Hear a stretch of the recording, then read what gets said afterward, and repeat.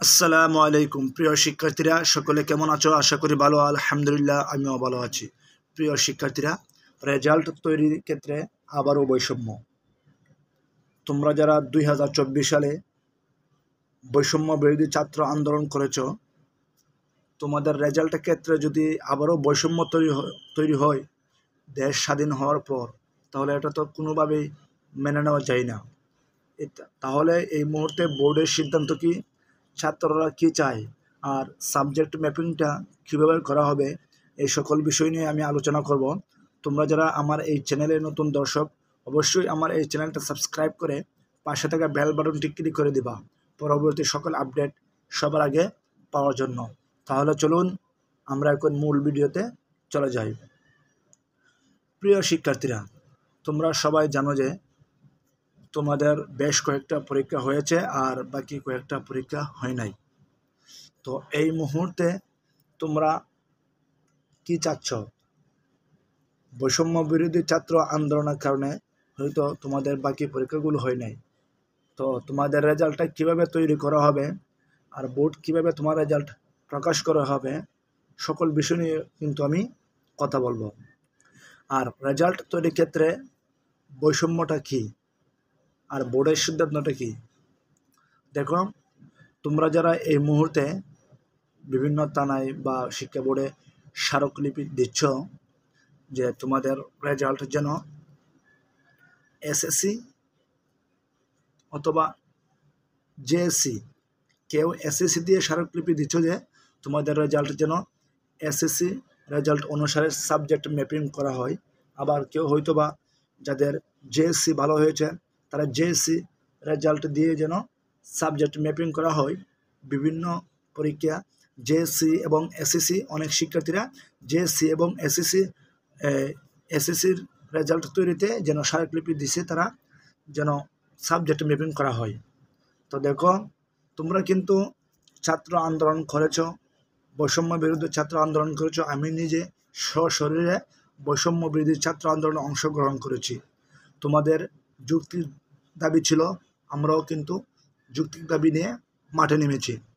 তো এই মুহূর্তে এখন কিন্তু তোমরা চাচ্ছ যে পরীক্ষা যেন না হয় সাবজেক্ট ম্যাপিং, তাও কিন্তু বোর্ড মেনে নিয়েছে সাবজেক্ট ম্যাপিং। তো এই মুহূর্তে কাজ হচ্ছে রেজাল্ট তৈরি করা, রেজাল্ট প্রকাশ করা। এটা কিন্তু বোর্ডের কাজ। বোর্ডে সিদ্ধান্ত নেবে কীভাবে রেজাল্ট তৈরি করবে। তোমরা যদি এখানেও চাপ প্রয়োগ করো যে কীভাবে রেজাল্ট নেবে বা দিবে বা সাবজেক্ট ম্যাপিং করবে, তোমরা যদি বোর্ডকে সাজেশন দাও তাহলে কিন্তু এটা হয় না। তোমরা অনেকে বলতেছো যাদের এসএসসির মধ্যে রেজাল্ট ভালো, তারা বলতেছো যে এসএসসি রেজাল্ট অনুসারে সাবজেক্ট ম্যাপিং করা হোক। যাদের জেএসসি রেজাল্ট ভালো, তারা বলতেছো যে জেএসসি রেজাল্ট অনুসারে সাবজেক্ট ম্যাপিং করা হোক। তো বোর্ড কী সিদ্ধান্ত নেবে?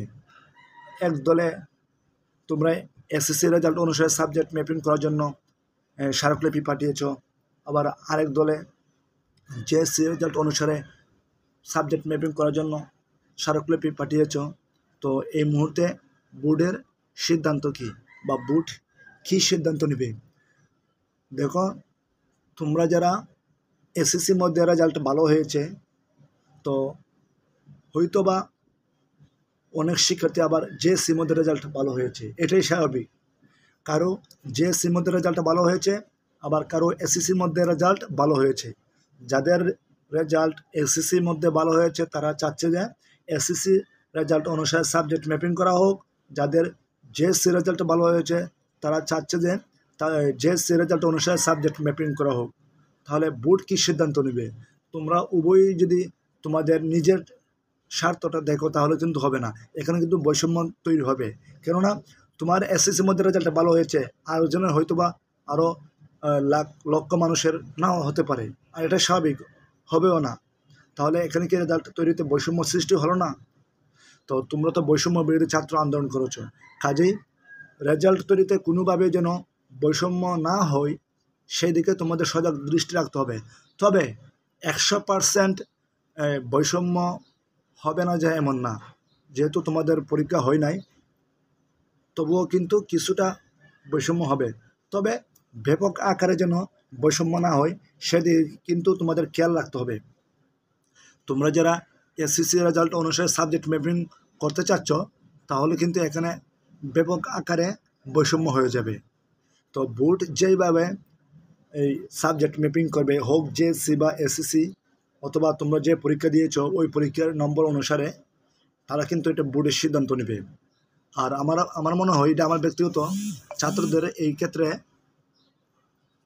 ক্ষেত্রে তোমাদের স্মারকলিপি দেওয়া উচিত না। যদিও তোমরা স্মারকলিপি দাও তাহলে এটা বলতে পারো যে সাবজেক্ট ম্যাপিং যেন বৈষম্য না হয়। সাবজেক্ট ম্যাপিংয়ের ক্ষেত্রে কোনোভাবেই যেন বৈষম্য না হয়, রেজাল্ট প্রকাশের ক্ষেত্রে কোনোভাবেই যেন বৈষম্য না হয়। তোমরা এটা স্মারকলিপি লিখতে পারো। আর তোমরা এককভাবে যে এসএসসি রেজাল্ট অনুসারে সাবজেক্ট ম্যাপিং করতে হবে অথবা জেএসসি রেজাল্ট অনুসারে সাবজেক্ট ম্যাপিং করতে হবে, এই ধরনের স্মারকলিপি তোমরা দিও না। কেননা এই ধরনের স্মারকলিপি দিলে একপক্ষ হয়ে যায়, বৈষম্য তৈরি হয়ে যায়। বোর্ড যেভাবে সিদ্ধান্ত নেবে এটা মেনে নেওয়া দরকার। তাহলে কিন্তু কিছুটা হলেও বৈষম্য দূর হবে।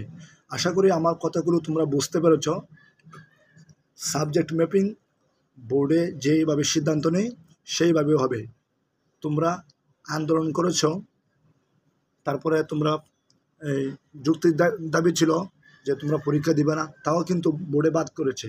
তো এই মুহূর্তে রেজাল্ট প্রকাশ করার সময় হয়েছে অলরেডি এখন।